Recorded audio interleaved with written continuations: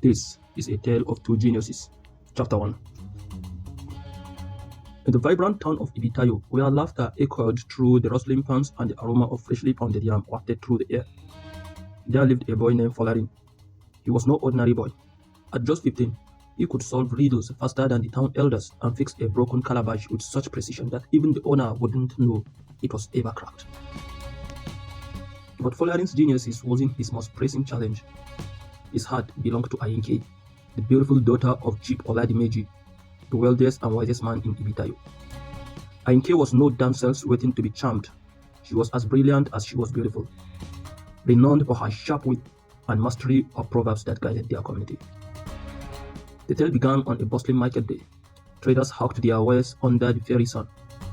Drummers livened the mood with rhythmic beats, and the smell of roasted maize lingered in the air. Folarin stood at his mother's stall, his eyes fixed on Ayinke as she bargained for a basket of fresh tomatoes. Folarin, are you staring at that girl again? His mama teased, her voice filled with both amusement and concern. She's no ordinary girl, Mama, Folarin replied. She is Ayinke. If I can win her heart, I will prove I am more than just the smartest boy in Ibitayo. I will prove I am worthy. Mama chuckled. Winning Ayinke's heart is no small task, my son. Her father has declared that only a man as wise as her can marry her. You must think carefully before stepping into such waters. That was all the encouragement Folarin needed. Determined to outsmart his crush, he approached Ayinke with his best plan yet a riddle challenge. Ayinke, he called out confidently. Will you entertain a small challenge? He asked her. She turned, her deep brown eyes sparkling with curiosity. What sort of challenge, Folarin? A riddle duel. If I win, you will join me for a moonlit stroll after the festival tonight. And if I win, she asked, holding her arms. I will carry your basket home from the market every day for a week, he replied. The onlookers gathered, eager to witness the showdown. Ayinke smiled, her competitive spirit alight. Very well, Folarin, ask your riddle. Folarin thought for a moment before speaking. Here's my riddle, he said. I speak without a mouth, I hear without ears, I have no body, but I come alive with the wind. What am I? The crowd murmured in awe. It was a tricky one, but Ayinke didn't flinch. With a sly smile, she answered, You are an echo. An echo is the answer. Folarin's jaw dropped, and the crowd erupted in cheers. Ayinke raised an eyebrow. Your turn, Folarin. Let's see how clever you truly are. She paused her riddle. I am not alive, but I grow. I don't have lungs, but I need air. What am I? Folarin paused, his mind racing like a drum beat in a festival dance. After a moment, he grinned. Fire. You are fire. Fire is the answer. The crowd gasped, then clapped in delight. The duel went on, with riddles flying back and forth, each one more challenging than the last. It was clear these two were evenly matched, and by the end, neither had claimed victory. You are clever, Folarin, Ayinke admitted as the crowd dispersed. But if you think riddles alone will win my heart, you have much to learn. Folarin smiled. Then I will learn, Ayinke. Folarin replied. I will learn everything there is to know about you, about wisdom and about love. And so, their rivalry began, a dance of wit and wisdom that could lead them both into adventures neither could have imagined. Chapter 2. As the sun dipped behind the hills of Ibitayo, casting long shadows over the lively town, Folarin sat under the great baobab tree, his mind churned like the river after a heavy rain. Ayinke had bested him in wit, but her words echoed into his ears. You have much to learn. Determined to grow wiser, Folarin sought out Alagba Ojo, the village palm wine tapper. Though humble in his trade, Alagba Ojo was known as the palm wine philosopher. His wisdom was said to rival even that of Chief Oladimeji. Every evening, villagers gathered at his hut to hear his tales and seek his counsel. Folarin approached him just as the old man filed his last calabash for the day. Alagba, Folarin began, bowing respectfully. I seek your wisdom. How does one win the heart of someone as brilliant as Ayinke? The old man chuckled, his toothy grin wide. Ah, the battle of hearts and mind. Sit, my boy, and let's talk. Folarin sat cross-legged on the cool earth as Alagba Ojo poured him a small cup of palm wine. You see, Folarin, the old man began. To win Ayinke's heart, you must first understand her mind. But more importantly, you must prove that your wisdom benefits others, not just yourself. What do you mean, Alagba? Folarin asked, sipping sweet, frothy wine. Alagba Ojo leaned closer. Wisdom is like this palm wine, sweet and valuable. But if I hoarded it all for myself, it will ferment and spoil. To be truly wise, you must use your gift and uplift the community. Folarin nodded respectfully and thoughtfully. And how do I do that? He asked. The old man smiled mischievously. That, my boy, is your next challenge. Come back tomorrow evening with a story of how you used your wisdom to solve a problem in the village. Only then will I tell you more about Ayinke. Folarin left Alagba Ojo's hut deep in thought. The next morning, he wandered through the village, observing the bustling life around him. He soon noticed a commotion at the village square. A farmer, Baba Kola, was arguing with a weaver over a torn basket of yam.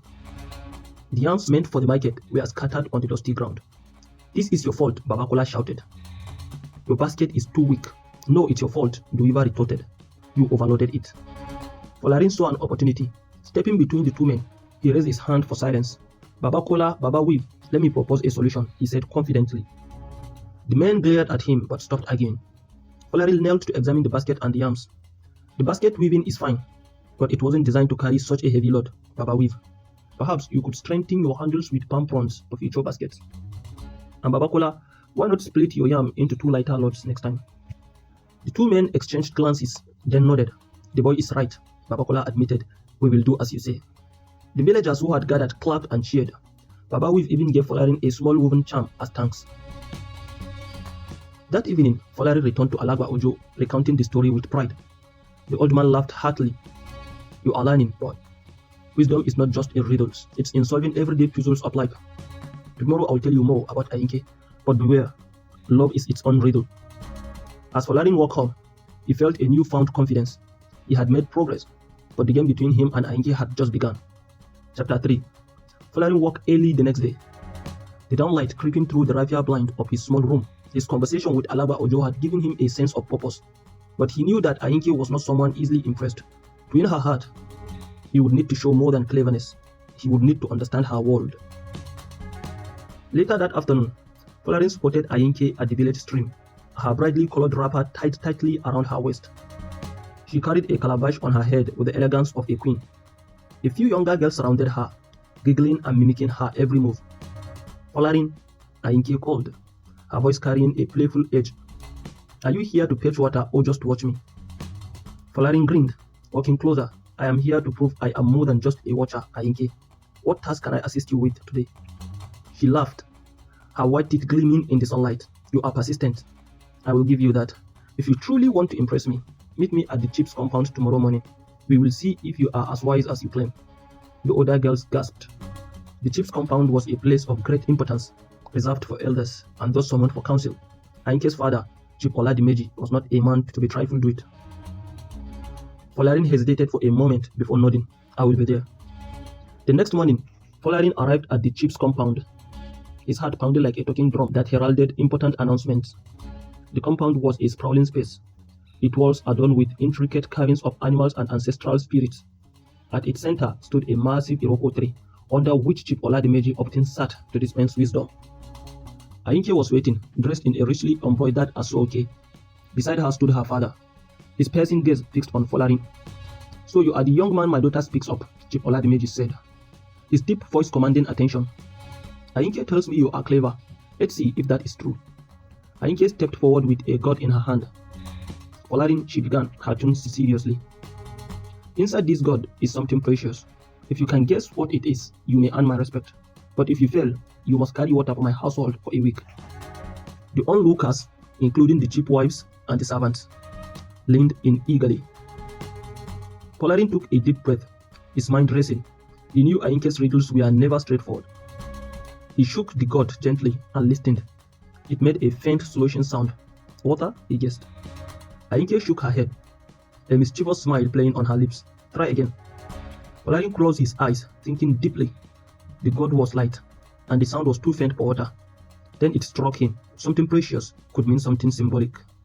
Ayinke, he said, opening his eyes. The gourd holds air. Without air, we cannot live. Is that not precious enough? The crowd murmured in approval. Ayinke's smile widened. You are clever, Folarin, but not clever enough. She opened the gourd, revealing a small, glittering bead. Air is precious, she said, but this bead was my late grandmother's. It is irreplaceable. Chief Oladimeji chuckled. You answered well, young man. Even if you missed the mark, wisdom is not just in knowing, it is in understanding the heart of the one who set the challenge. Folarin bowed his head, humbled but not defeated. Thank you, Chief Oladimeji. I will learn to understand better. As the gathering dispersed, Ayinke pulled him aside. You did well, Folarin. But if you want to truly impress me, you will have to do more than guess riddles. What will you have me do? He asked, eager to prove himself. Ayinke leaned closer, her voice soft but firm. There's a woman in our village, Mama Tinu, who hasn't smiled since her son left for the city years ago. If you can bring joy back to her, perhaps you will begin to understand what it takes to win my heart. Folarin nodded, determination burning in his chest. Ayinke's hidden taste was not just about wit, it was about heart. Chapter 4. Folarin set out immediately, pondering Ayinke's latest challenge. Mama Tinu was a well-known figure in Ibitayo, once a cheerful woman who brightened the market square with her hearty laughter. She had become quiet and withdrawn ever since her only son, Kayode, left for Lagos 5 years ago. Her small mud house stood at the edge of the village, shaded by a cluster of banana trees. Folarin approached cautiously, carrying a basket of fresh oranges. He knocked gently on her wooden door. Mama Tinu, it's Folarin, he called out. After a moment, the door creaked open. Mama Tinu peered out, her face wary but kind. Ah, Folarin, what brings you here? I brought you some oranges, he said, offering the basket with a smile. And if you'll allow me, I'd like to spend some time with you. Mama Tinu sighed, but she stepped aside to let him in. Her home was modest but tidy, with a small altar adorned with photographs of her son and a well-worn Bible. What do you want from an old woman like me? She asked as she sat down. Folarin hesitated, then spoke honestly.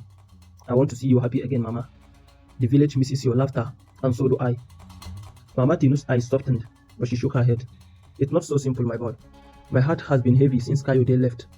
He promised to visit, but the years have passed, and I've had nothing. How can I laugh when my soul is burdened with worry? Folarin thought carefully before replying. Mama, laughter doesn't mean your worries are gone. Sometimes it's a way to find strength in the midst of them. Let me try something. He pulled out a small carved wooden flute from his pocket. Folarin wasn't just a genius with riddles. He also had a talent for music. He began to play a lively tune, one often heard during the harvest festival. The cheerful melody filled the room, and Mama Tinu's lips twitched as if remembering happier times. Ah, Folarin, you are a mischievous one, she said, her voice tinged with amusement. Encouraged, he continued playing and began to sing. Mama Tinu, your laughter is sweet like palm wine. If you smile, the sun will shine. If you laugh, the gods will dance. Mama Tinu chuckled softly, and Folarin seized the moment. Do you remember the story of trickster tortoise at the harvest feast? You used to tell it so well. He smiled faintly. Ah, that tortoise and his endless tricks, always getting himself into trouble. Will you tell it to me, Mama? Folarin asked eagerly. And so Mama Tinu began recounting the tale. Her voice grew stronger as the story unfolded, and soon she was laughing at her own narration.